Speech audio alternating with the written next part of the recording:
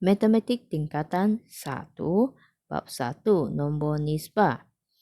1.4 perpuluhan positif dan perpuluhan negatif. Bahagian ini mengandungi 4 part, iaitu bahagian A, perwakilan perpuluhan pada garis nombor. Bahagian B, membanding dan menyusun perpuluhan. Bahagian C, gabungan operasi bagi perpuluhan. Bahagian D, penyelesaian masalah yang melibatkan perpuluhan. A. Perwakilan perpuluhan pada garis nombor. Standard pembelajaran. Perwakilan perpuluhan positif dan perpuluhan negatif pada garis nombor. Raja di bawah menunjukkan perwakilan perpuluhan pada garis nombor. Tengok tengah-tengah, itu adalah sifar. Bahagikan dua bahagian, iaitu perpuluhan negatif dan perpuluhan positif. Nombor yang di sebelah kiri, semakin ke kiri, nilai semakin berkurang. Nilai semakin bertambah apabila dia bergerak ke sebelah kanan. Pada garis nombor, perpuluhan negatif berada di sebelah kiri sifar, manakala perpuluhan positif berada di sebelah kanan sifar. Tengah-tengah itu adalah sifar. Pisahkan perpuluhan negatif dan perpuluhan positif. Tengok contoh 12 dalam buku teks muka surat 20. Wakilkan perpuluhan yang berikut pada garis nombor. Cara penyelesaian bagi soalan ini, murid-murid boleh tengokkan nombor 0.7, negatif 0.5, negatif 0.8, 0.2 dan negatif 1.3. Anda boleh pisahkan kepada dua jenis, iaitu perpuluhan negatif dan perpuluhan positif. Pertama, lihat nombor yang mempunyai negatif, iaitu negatif 0.5, negatif 0.8 dan negatif 1.3. Susun dahulu nombor negatif. Lihat nombor yang paling kecil. Dalam tiga-tiga nombor perpuluhan yang dibagi, negatif 1/3 adalah paling kecil. Maka dia semakin ke sebelah kiri. Lepas itu, negatif 0.5 dan negatif 0.8.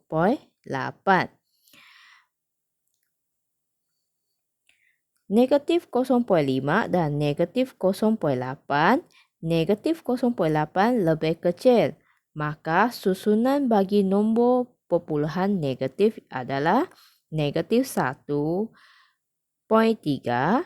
Lepas tu negatif 0.8 dan negatif 0.5.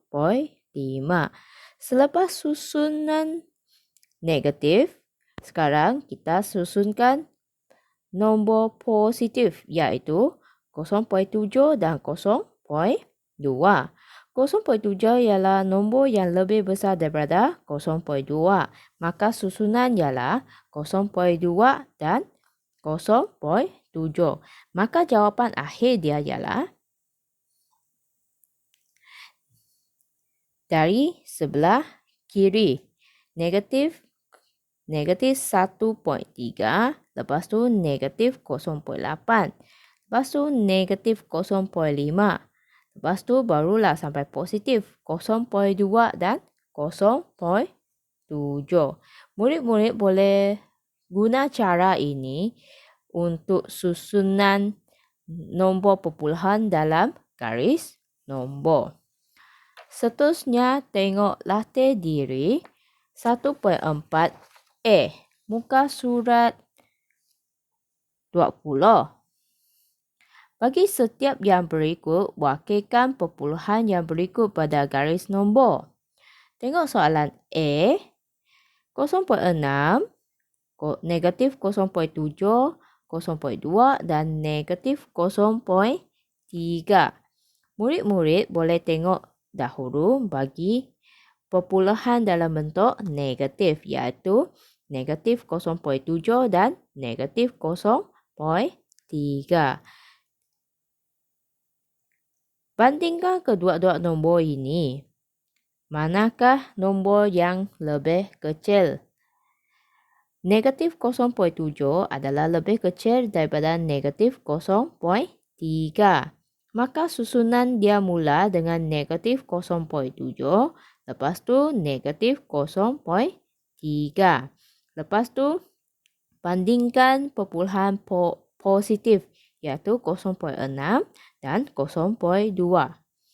0.6 dengan 0.2.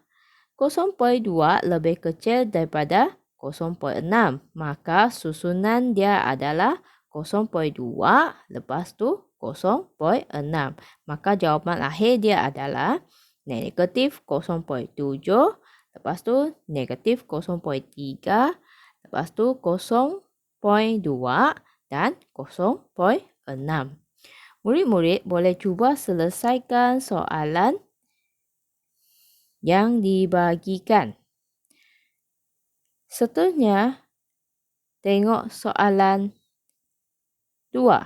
Raja di bawah menunjukkan garis lurus berukuran 10 cm yang mewakili suatu garis nombor. Salin raja itu dan wakilkan perpuluhan yang berikut pada garis nombor tersebut. Penyelesaian bagi soalan ini sama juga.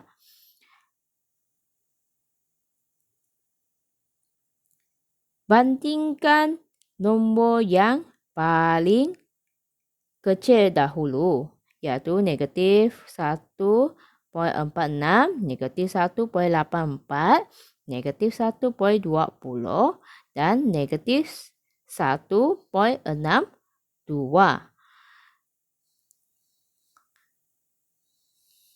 Seterusnya, soalan B juga. Sebab dia semua dalam bentuk negatif, hanya bandingkan sajalah. Tak perlu lagi pisahkan dia positif atau negatif. Seterusnya, bahagian B, membanding dan menyusun perpuluhan. Standard pembelajaran. Membanding dan menyusun perpuluhan positif dan perpuluhan negatif mengikut tertib. Cara pembandingan nilai perpuluhan adalah sama seperti integer, iaitu kita hanya tengok nombor, bandingkan dia negatif atau positif, lepas tu susun. Sama saja. Contoh 13, buku teks muka surat 20. Banding dan susun perpuluhan yang berikut mengikut tertib menurun. Kalau ikut tertib menurun, dia adalah dari besar ke kecil. Tengok nombor yang dibagi. Negatif 1/6, 0.5, negatif 0.3, 1/4, negatif 0.7. Sebab dia minta tertib menurun. Maksudnya, kita buatkan mula daripada nombor positif. 0.5, 1.4. Manakah nombor yang lebih besar? Kalau ikut susunan,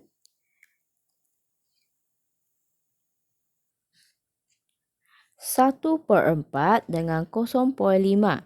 1/4 lebih besar daripada 1/4. 1/4 lebih besar daripada 0.5. Maka 1/4 nombor yang pertama. Selepas tu adalah 0.5. Selepas tu tengok nombor negatif, iaitu negatif 1.6, negatif 0.3 dan negatif 0.7. Bandingkan ketiga-tiganya. Maka akan dapat negatif 1/6 adalah paling kecil. Maka dia yang terakhir. Selepas tu negatif 0.7. Barulah negatif 0.3. Ikut susunan, dia akan dapat negatif 0.3, negatif 0.7, dan negatif 1.6. Ini adalah susunan tertib menurun. Murid-murid boleh tengok lihat susunan ini. Dalam garis nombor, dia adalah dari kecil ke besar. Maka perpuluhan disusun menjadi tertib menurun akan terbaliklah. Iaitu mula daripada negatif 1/4, lepas tu 0.5, negatif 0.3, negatif 0.7 dan negatif 1.6. Seterusnya, tengok latih diri 1.4b, buku teks muka surat 20. Soalan 1. Banding dan susun setiap yang berikut mengikut tertib menaik. Apa tu tertib menaik? Tertib menaik adalah dari kecil ke nombor yang besar. Tengok soalan A, dari kecil kepada besar. Maka soalan A ini perlu selesaikan nombor negatif dahulu. Lepas tu barulah positif. Soalan B pula, penyelesaian dia ialah sama juga dari kecil ke besar. Maka perlu tengokkan nombor perpuluhan negatif dahulu. Lepas tu barulah sampai perpuluhan positif. Soalan 2, banding dan susun setiap yang berikut mengikut tertib menurun. Tertib menurun adalah daripada besar ke kecil. Penyelesaian bagi soalan ini adalah tengok nombor perpuluhan positif dahulu. Lepas tu baru tengoklah nombor negatif. Seterusnya, soalan B sama juga, cari susunan dia mengikut tertib menurun, iaitu besar ke kecil. Murid-murid boleh cuba selesaikan soalan ini dengan gunakan cara bandingkan. Seterusnya, tengok bahagian C, gabungan operasi bagi pecahan. Standard pembelajaran membuat pengiraan yang melibatkan gabungan operasi asas aritmetik bagi perpuluhan positif dan perpuluhan negatif mengikut tertib operasi. Tengok contoh 14 dalam buku teks muka surat 21. Nilaikan setiap yang berikut. Tengok soalan A. 3.5 tolak dalam kurungan negatif 6.5. Lepas tu darab dengan 0.2. Penyelesaian bagi soalan ini, murid-murid perlu ingatkan satu benda, iaitu ikutilah tertib operasi kurungan dahulu. Lepas tu baru darab atau bahagi. Akhirnya baru tambah atau tolak. Tengok soalan ini. 3.5 tolak dalam kurungan negatif 6.5. Darab 0.2.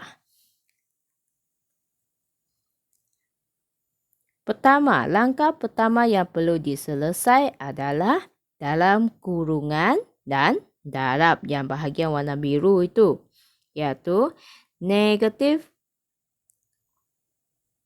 6.5 darab 0.5 akan dapat negatif 1.3.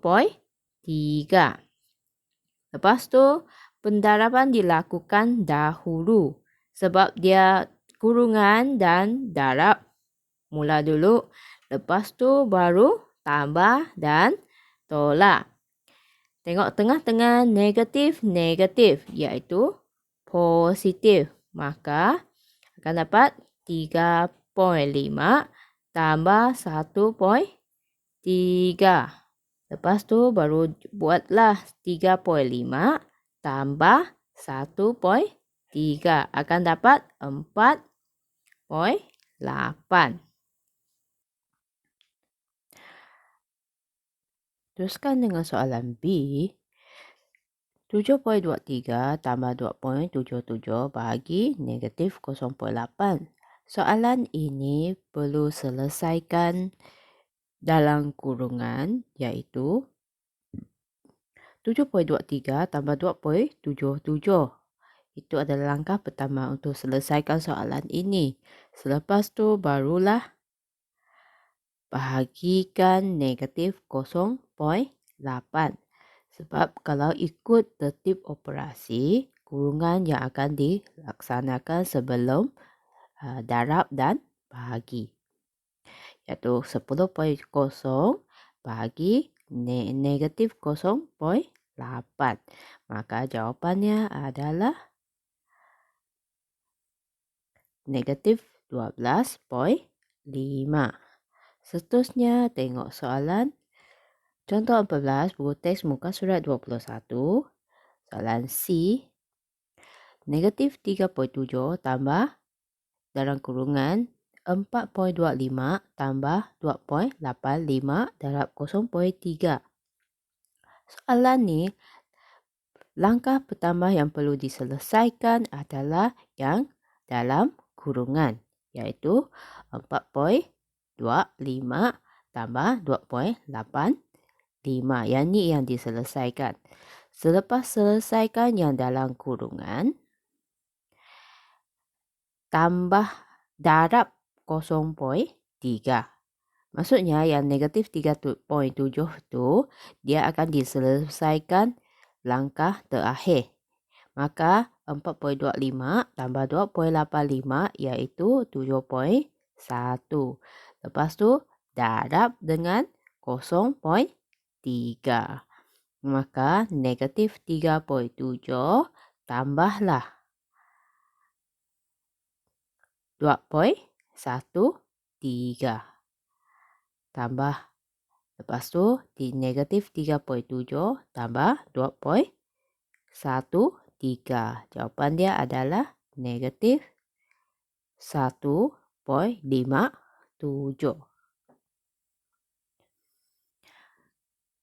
Seterusnya tengok latih diri 1.4C buku teks muka surat 21. Tengok soalan 1. Nilaikan setiap yang berikut. Soalan A. 4.7 tolak 7.8 darab 0.3. Mengikuti tertib operasi kurungan yang dahulu, lepas tu darab bahagi dan tambah tolak. Soalan ni tidak ada dalam kurungan. Maka kita teruskan selesaikan yang bahagian darab iaitu 7.8 darab 0.3. Cari yang bahagian ini dulu. Lepas tu dapat jawapan. Barulah 4.7 tolak dengan jawapannya. Soalan B pula. Selesaikan yang dalam kurungan. Maksudnya dari kiri ke kanan. Maksudnya yang 8.36 tambah 3.89 tambah dahulu. Lepas tu baru bahagi negatif 0.28. Soalan C pula. Negatif 3.48 tambah dalam kurungan 7.36 tambah 1.24. Lepas tu baru darab 0.6. Maka cara penyelesaian bagi soalan ini adalah selesaikan yang dalam kurungan iaitu 7.36 tambah 1.24. Lepas tu darab 0.6. Lepas tu dapat jawapan, barulah tambah. Soalan D pula. Soalan D pula, mana yang perlu diselesaikan adalah bahagian negatif 8.67 bahagi negatif 0.3. Bahagian ini selesaikan dulu. Lepas tu dari kiri ke kanan. Maksudnya 0.36 akan ditolak. Tolak dulu dengan jawapan yang dapat. Lepas tu baru tambah 0.82. Soalan E. Okey, soalan E ni penyelesaian dia ialah perlu selesaikan bahagi. Mana bahagian dia bahagi? Iaitu 1.44 bahagi negatif 1.2. Ini ada bahagi. Lepas bahagi, barulah dari kiri ke kanan. Negatif 2.65 tambah, sebab dia akan dapat negatif 1.2, maka negatif akan jadi positif. Maka jawapan dia akan negatif 1.45 tambah 3.22 akan dapat jawapan. Seterusnya, cari kat soalan F. Penyelesaian bagi soalan ini adalah perlu selesaikan bahagian darab dulu, iaitu 3.1 darab dengan negatif 0.1. Lepas darab, barulah buat penambahan 2.34 dengan jawapannya. Lalu tambahlah 0.2. Ini adalah cara penyelesaian. Dia mesti mengikutkan tertib operasi dalam kurungan, lepas tu darab atau bahagi, lepas tu tambah atau tolak, dan akhirnya ialah mesti jawapan dia mesti dari kiri ke kanan. Seterusnya, tengok bahagian D, penyelesaian masalah yang melibatkan perpuluhan, standard pembelajaran. Menyelesaikan masalah yang melibatkan perpuluhan positif dan perpuluhan negatif. So, aplikasi matematik buku teks muka surat 21. Harga saham bagi sebuah syarikat ialah RM2.05. Pada suatu ketika, harganya melonjak sebanyak 0.32, kemudian menyusut sebanyak RM0.28 setiap jam selama 3 jam. Hitungkan harga akhir saham itu. Cara penyelesaian soalan ini adalah langkah-langkah menyelesaikan masalah, memahamikan masalah, merancang strategi dan melaksanakan strategi dan membuat refleksi. Pertama, memahamikan masalah, iaitu harga saham ialah RM2.05. Harga melonjak sebanyak 32 sen, iaitu melonjak ialah menaik. Lepas tu harga menyusut sebanyak 28 sen setiap jam selama 3 jam. Menyusut iaitu menguranglah. Hitungkan harga akhir saham. Soalan diminta. Lepas tu merancang strategi. Lonjakan harga ditulis sebanyak sebab dia menaikkan. Positif 0.3. Tulis dalam bentuk perpuluhan.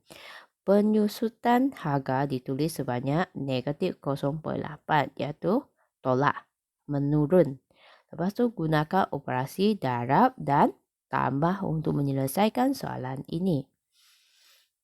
Merancangkan strategi. Lonjakan harga ditulis sebanyak 0.32. Penyusutan harga ditulis sebagai 0.28. Lepas tu guna operasi darab dan tambah. Yang ini maklumat tadilah. Melaksanakan strategi. Harga akhir saham 2.05 tambah 0.32 tambah 3 darab negatif 0.28. Sekarang mana yang perlu diselesaikan adalah yang darab. Bahagian darab perlu diselesaikan. Kenapa perlu darab dengan tambah dengan 3 darab dengan negatif 0.2? Sebab dia setiap jam menyusut sebanyak 28 sen setiap jam selama 3 jam. Maka kita perlu selesaikan 3 darab negatif 0.28. Ini darab dulu. Lepas tu darab, dia akan dapat negatif 0.84. Maksudnya 3 jam turut-turut menyusut, dia adalah 84 sen. Negatif 0.84 sen. Lepas tu tambah positif, negatif akan jadi negatif. Maka RM2.37 tolak 0.84 akan dapat 1.53. Harga akhir saham itu adalah RM1.53. Ini ada pembuatan refleksi yang terakhir lah. Tulis dalam bentuk RM. Seterusnya, tengok latih diri 1.4D buku teks muka surat 22. Aisyah membeli sehelai baju yang berharga RM19.90 dan 2 helai seluar panjang yang sama panjang. Apabila dia membayar RM55 kepada juruwang, dia diberitahu bayaran tidak mencukupi. Aisyah kemudian membayar lagi RM10 dan menerima wang baki RM5.40. Hitungkan harga bagi sehelai seluar yang diberi. Soalan ini, Aisyah membeli sebuah baju RM19.90 dan 2 helai seluar panjang. Sebab nak carikan sehelai seluar yang dibeli, kita boleh gantikan 2 helai seluar panjang dengan gunakan 2X. Lepas tu, RM19.90 tambah 2X. Sebab tak tahu harga dia berapa. Lepas tu, berapa duit yang dia bayar? Iaitu RM55. Lepas tu dia cakap tak cukup duit. Lepas tu dia tambah lagi RM10. Lepas tu wang baki yang diterima ialah RM5.40. Iaitu 55 tambah 10. Lepas tu tolak dengan RM5.4. Bila tambah tolak, dia akan dapat RM59.60. Maka RM19.90 tambah 2X sama dengan RM59.60. Lepas tu RM59.60 tolak dengan RM19.90. Maksudnya 2X sama dengan RM39.70. Lepas tu cari satu helai seluar tu. Maka RM39.70 bahagi dengan 2. Maka berapakah X yang jawapan yang akan dibagilah, iaitu berapa ringgit bagi sebuah seluar panjang. Seterusnya, tengok latih diri 1.4D. Suhu purata di Kuala Lumpur ialah 30.5 Celsius. Pada satu hari tertentu, suhu purata naik. Naik maksudnya positif 1.8 Celsius setiap hari. Bagi 2 hari berturut-turut dan kemudian menurun 1.3 Celsius setiap hari bagi 3 hari berturut-turut. Hitung suhu purata di Kuala Lumpur dalam tempoh 5 hari itu. Maksudnya soalan ini kita hanya gunakan positif dan negatif untuk selesaikan. Penyelesaian dia ialah 30.5 Celsius pada hari tertentu, ini permulaan. Suhu purata naik iaitu tambah 1.8 Celsius. 2 hari. Dia cakap setiap hari pada 2 hari berturut-turut, maka kita boleh positif tambah lagi 1.8 Celsius 2 kali. Lepas tu tolak lagi 1.3 Celsius setiap hari bagi 3 hari berturut-turut. Maksudnya tolak lagi 3 hari. Kalau murid-murid yang pandai boleh gunakan darab untuk selesaikan soalan ini. Hitung suhu purata di Kuala Lumpur dalam tempoh 5 hari itu. Sekian, terima kasih.